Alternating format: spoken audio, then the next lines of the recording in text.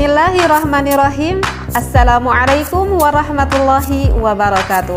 Bismillah, alhamdulillah, wassalatu wassalamu ala rasulillah. Berjumpa kembali, mudah-mudahan kita semuanya selalu berada di dalam rahmat Allah.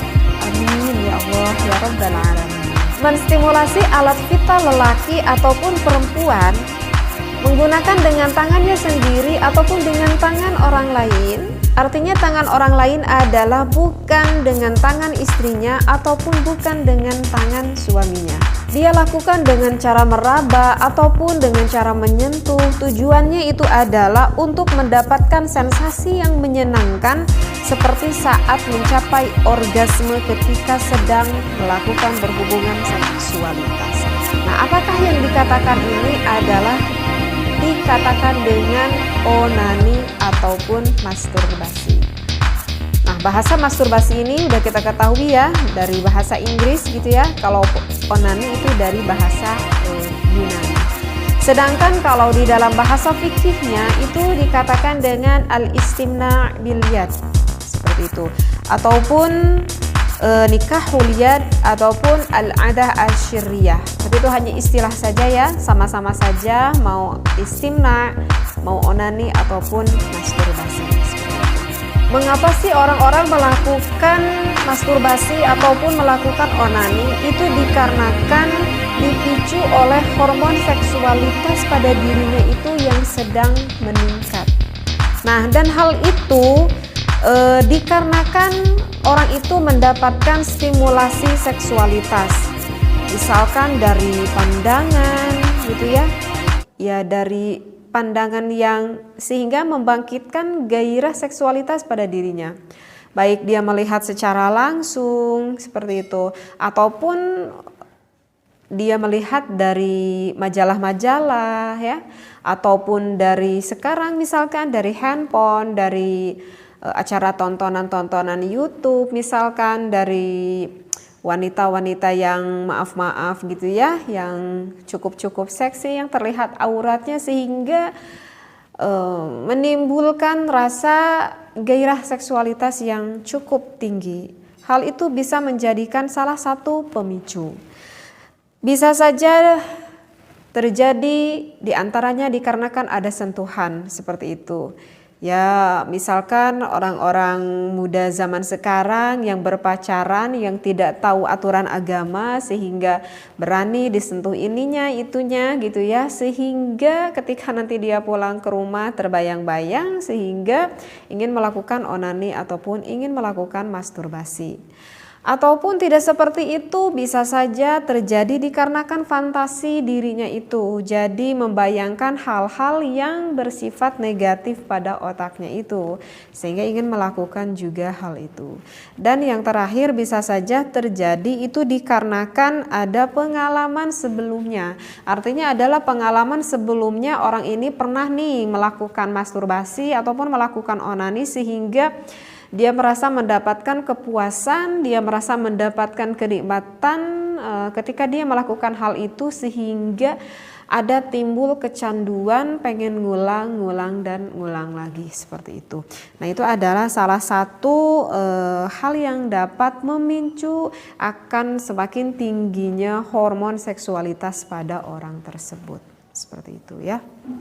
Nah, untuk selanjutnya, apakah orang melakukan masturbasi ataupun melakukan onani itu bisa termasuk salah satu cara untuk melampiaskan sensual? Maka jawabnya itu adalah bukan salah satu cara untuk melampiaskan sensual ya.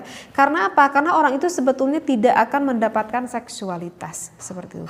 Jadi jangan berpikir kalau ini adalah cara pintas ataupun cara yang terbaik.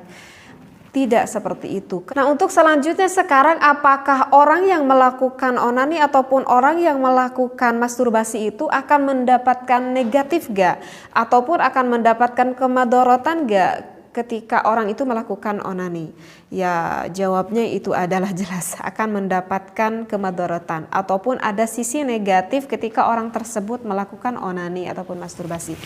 Kenapa orang itu akan mendapatkan kemadharatan ataupun sisi negatifnya? Itu dikarenakan para jumhur ulama menetapkan bahwa hukum onani itu adalah diharamkan. Artinya adalah berdosa jika orang tersebut melakukan onani ataupun masturbasi. Nah, ini menurut pendapat jumhur ulama yang berdasarkan karena ada hadis Rasulullah sallallahu alaihi wasallam yang bersabda, la'anallahu man nakaha yadah. Kata Rasulullah, terlaknatlah orang yang berjima ataupun yang melakukan onani ataupun yang melakukan masturbasi, seperti itu. Jadi kan ini udah jelas sekali dari hadis barusan dikatakan terlaknatlah kata Rasulullah. Nah, kata terlaknatlah itu ini menunjukkan bahwa menurut jumhur ulama itu adalah hukumnya diharamkan.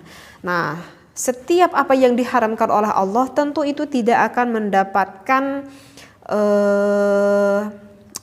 mendapatkan kemaslahatan ya. Setiap perkara yang diharamkan itu tentu akan lebih condong mendapatkan kemadaratan, bukanlah suatu kemaslahatan ya. Jadi ini harus dicamkan wahai para pemuda ataupun para pemudi ya yang belum mempunyai pasangan seperti itu. Jadi segeralah untuk menikah. Nah, kemudian apa yang dikatakan, apa sih segi negatifnya nih ketika orang tersebut melakukan onani ataupun melakukan masturbasi.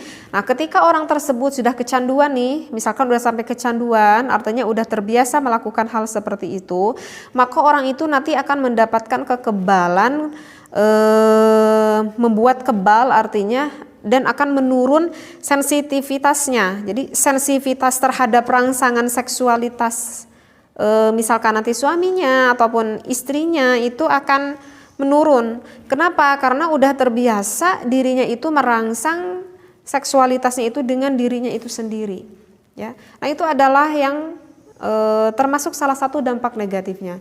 Jadi kalau orang yang udah biasa melakukan hal seperti itu gitu ya, jadi dia udah melakukan fantasi-fantasi dengan otaknya, dengan bayangan-bayangan yang jorok ada pada dirinya ataupun melihat tontonan-tontonan sehingga sampai inzal, sampai keluar. Kalau udah terus-terusan dia melakukan hal seperti itu, dikhawatirkan orang ini nanti kalau misalkan menikah gitu ya. Kalau misalkan lelaki nih yang melakukan hal itu, nanti ketika dia menikah udah punya pasangan hidup, udah punya istri, nanti ketika sang istri misalkan meraba suaminya gitu ya, merayu suaminya, sehingga di daerah dirinya itu ketika udah disenangkan oleh istrinya itu, dia itu tidak terlalu mendapatkan rangsangan ataupun kesenangan ketika berhubungan intim dengan sang istrinya, seperti itu. Kenapa? Karena dia itu udah biasa melakukan hal itu dengan dirinya sendiri. Sehingga kan itu bisa menjadikan dampak yang kasihan nih nanti kepada istrinya. Nanti tentulah istrinya juga tidak akan terlalu mendapatkan kenikmatan ketika berhubungan intim. Nanti bisa saja seorang suami itu sehingga menjadi malas berhubungan intim dengan sang istri. Misalkan karena sang suaminya maaf dari dulunya udah terbiasa melihat film blue dan dia merasa lebih senang menyenangkan dirinya sendiri dengan melihat tontonan itu sehingga tidak mau mendekati istrinya untuk membahagiakan istrinya. Dia tuh merasa lebih puas ketika saya itu misalkan melihat film blue misalkan sehingga bahkan bisa sampai inzal. Dan saya tuh sudah sering sekali mendengar ada beberapa kasus hal seperti itu. Jadi suaminya yang gak terlalu menyenangkan istrinya, tahu-taunya istrinya mengetahui bahwa suaminya itu menyenangkan dirinya dengan dirinya sendiri. Artinya melakukan masturbasi ataupun melakukan onani. Itu kan sangat kasihan sekali bagi pasangan hidupnya ataupun bagi istrinya ataupun yang dilakukan oleh istrinya nanti kasihan terhadap suaminya, seperti itu ya. Nah, itu adalah salah satu dampak negatif jika orang tersebut sering melakukan onani ataupun masturbasi, seperti itu ya. Jadi jelas di sini ya dikatakan bahwa hukumnya itu adalah diharamkan menurut jumhurul ulama. Nah, menurut madhab siapa saja yang mengatakan haram di dalam kitab As-Sawi ala Syarhi Tafsir Al-Jalalain, bahwa yang menghukumi haram itu diantaranya adalah Imam Malik, kemudian Imam Syafi'i, dan juga Imam Abu Hanifah. Tetapi ada satu madhab, yaitu menurut madhab Imam Ahmad bin Hambal, itu menghukumi boleh. Tetapi Imam Ahmad bin Hambal ini menghukumi boleh, bukan artinya onani ini adalah hukumnya boleh. Nah, kalau menurut mazhab Imam bin Hambal itu hukumnya adalah dibolehkan. Tetapi artinya dibolehkan di sini bukan artinya hukumnya menjadi tidak haram ataupun tidak dosa ya. Tetap saja dosa. Hanya saja kenapa Imam Ahmad bin Hambal membolehkan itu jika orang tersebut memenuhi 3 syarat. Untuk syarat pertama itu adalah jika orang tersebut sangat khawatir sekali untuk melakukan zina. Jadi misalkan dia itu berada di lingkungan yang sangat tidak baik, artinya di lingkungan yang sangat negatif banget gitu ya. Sedangkan dirinya itu rasa seksualitasnya udah sangat banget tinggi, maka daripada orang tersebut melakukan berzina ya mungkin lebih baik onani menurut Imam Ahmad bin Hambal. Jadi bukan berarti onaninya itu tidak haram ataupun tidak dosa, tetapi dosa zina itu lebih besar daripada dosa onani ataupun dosa masturbasi, seperti itu. Kemudian untuk syarat yang kedua menurut mazhab Ahmad bin Hambal adalah onani itu lakukanlah dengan tangannya sendiri. Tidak boleh dilakukan dengan tangan orang lain gitu. Kalau misalkan dilakukan dengan tangan istrinya, nah kalau dengan tangan istrinya itu bukan dikatakan onani, tidak apa-apa itu.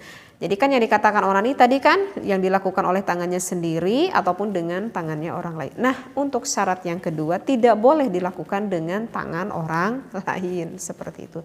Jadi lakukanlah dengan tangannya sendiri. Apalagi ya syaratnya itu adalah orang tersebut itu tidak boleh ketika melakukan onani ataupun masturbasi, karena beginilah biar lebih paham ya. Memang rasa syahwat itu Allah berikan kepada kita. Itu sebetulnya bisa menjadikan fitrah, bisa menjadikan pahala amal ibadah jika kita menyalurkannya yang benar, artinya kepada pasangan yang halal, yaitu kepada istri dan juga suami, maka itu bisa berbuah menjadi ibadah. Nah kemudian bagaimana jika tidak semua orang itu sekarang ini sudah menikah, misalkan bagi yang belum mempunyai pasangan hidup gitu ya, bagi yang masih bujangan ataupun yang masih perawan ataupun duda janda gitu ya, ataupun yang udah punya istri ataupun udah punya suami tapi pasangannya itu jauh, misalkan lagi kerja tuh di luar negeri. Nah kalau begitu gimana dong solusinya nih?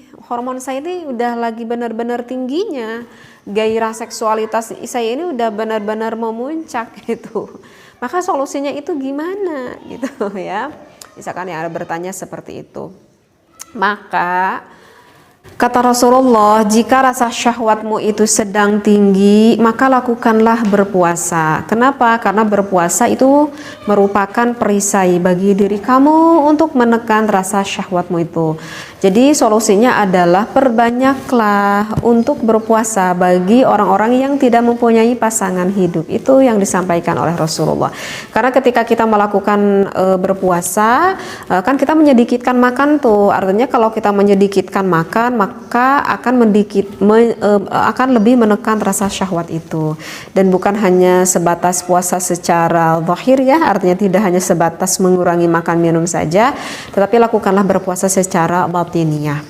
Dan memang rasa syahwat itu ada yang keluar secara alami dan ada yang tidak alami. Kalau misalkan rasa syahwat itu yang keluar secara alami, artinya ya rasa syahwat itu yang memang timbul dengan sendirinya gitu. Jadi kalau misalkan rasa syahwat itu yang timbul dengan sendirinya, maka itu sebetulnya tidak terlalu sulit untuk menjauhkannya rasa syahwat di dalam diri kita. Yaitu diantaranya seperti berpuasa, ataupun kita sedang tidak berpuasa, rasa itu ada, maka cobalah untuk berwudu, kemudian ambil Al-Quran, kemudian bacalah Al-Quran. Insya Allah nanti pikiran kita tuh akan fokusnya kemana? Akan fokusnya ke Al-Quran, seperti itu. Ataupun kita lakukan sholat sunat mutlak misalkan, aduh saya mah males untuk lakukan ibadah untuk berpuasa, untuk ngaji Quran ataupun untuk memperbanyak memperbanyak sholat, saya itu males misalkan, maka lakukanlah dengan hal positif lainnya gitu ya. Karena kan ketika kita menyalurkan hal seksualitas itu kan kita sedang menyalurkan energi. Coba kita salurkan rasa energi itu kepada hal-hal yang positif. Misalkan kita perbanyak olahraga, ada rasa itu datang, ujuk-ujuk datang nih kepada diri kita, aduh ini udah gak bener nih, udah kita langsung pakai sepatu keluar rumah, lari gitu. Maka dengan sendirinya itu akan mudah, hal itu akan mudah hilang seperti itu. Atau lagi males lari, kita punya peliharaan, kita misalkan apa kek gitu ya, ataupun kita bermain apa kek gitu, kita lampiaskan energi itu, dialihkan terhadap hal yang positif, maka itu tidak akan sulit jika rasa syahwatnya itu yang datang secara alami. Nah, yang sulit itu adalah rasa syahwat yang sengaja kita buat, artinya yang gak alami. Kenapa? Karena rasa syahwat itu sengaja kita undang. Ini yang sulit, yang sengaja kita undang. Kenapa sulit untuk mencegahnya? Ya karena udah diundang sama kita, jadi mau ngusirnya juga susah lah. Kok ya udah diundang sama kita. Misalkan ya apa, kita undang sengaja pikiran kita, karena kita udah melihat hal-hal yang negatif, misalkan di tontonan, sehingga terbayang-bayang gitu ya, sehingga meningkatkan rasa syahwatnya. Ya wajar kalau sulit, ya toh dibuat oleh dirinya sendiri, seperti itu. Nah, itu adalah salah satu solusi deh untuk orang yang biasa onani ataupun masturbasi. Coba lakukan, alihkan dengan hal-hal yang positif. Dan jika, maaf ya tadi agak saya sedikit mengkol ke sini, tadi saya menyambung lagi ke menurut mazhab Ahmad bin Hambal, ketika orang tersebut daripada takut terjerumus melakukan perzinahan, maka lakukanlah onani tersebut. Yang pertama, gak boleh dibayang-bayang, gak boleh dipikir-fikir dengan imajinasi yang semakin membangkitkan gairah, nggak boleh ya. Kemudian jangan dilakukan di tempat yang nyaman, karena kalau dilakukan tempat yang nyaman, nanti orang itu akan merasa terbayang-bayang akan kenyamanannya itu, dan nanti orang tersebut akan semakin terbiasa. Dan yang ketiga adalah buanglah maaf ya, spermanya itu dibuanglah seperti kalian sedang membuang kotoran. Artinya kalau kita membuang pipis gitu ya, kan gak kebayang apa-apa, ya kita buang aja gitu. Tanpa kita ingat-ingat, kita buang aja. Jadi jangan lakukan di tempat yang nyaman, misalkan ya di kamar mandi lah kita lakukan, dan sesegera mungkin kita keluarkan seperti kita mengeluarkan kotoran. Mudah-mudahan Allah meraksa kita ya. Maaf bagi para suami istri yang mempunyai permasalahan, jika ada suaminya ataupun istrinya yang mengalami udah punya pasangan kok masih tetap suka melakukan onani ataupun masturbasi, menurut saya itu harus segera mungkin untuk datang ke dokter yang mengerti ataupun yang memahami di dalam masalah seksualitas. Nanti dokter itu akan lebih paham bagaimana solusinya. Karena saya merasa sangat kasihan sekali terhadap pasangan yang sebelahnya, dan jangan sampai kalian terjerumus untuk melakukan yang haram terus menerus, sedangkan ada yang halal di samping Anda. Kenapa saya katakan ini? Karena saya agak sering mendengar kasus hal seperti ini, yang melakukan masturbasi ataupun onani sedangkan dirinya itu sudah punya pasangan hidup yang halal yang bisa menjadikan ibadah. Maaf sekali ya, pembahasan yang saya sampaikan kali ini cukup panjang juga. Mudah-mudahan bisa difahami dan kita mendapatkan syafaat dari Allah dan juga Rasulullah Shallallahu Alaihi Wasallam. Wabillahi taufiq wal hidayah. Wassalamualaikum warahmatullahi wabarakatuh.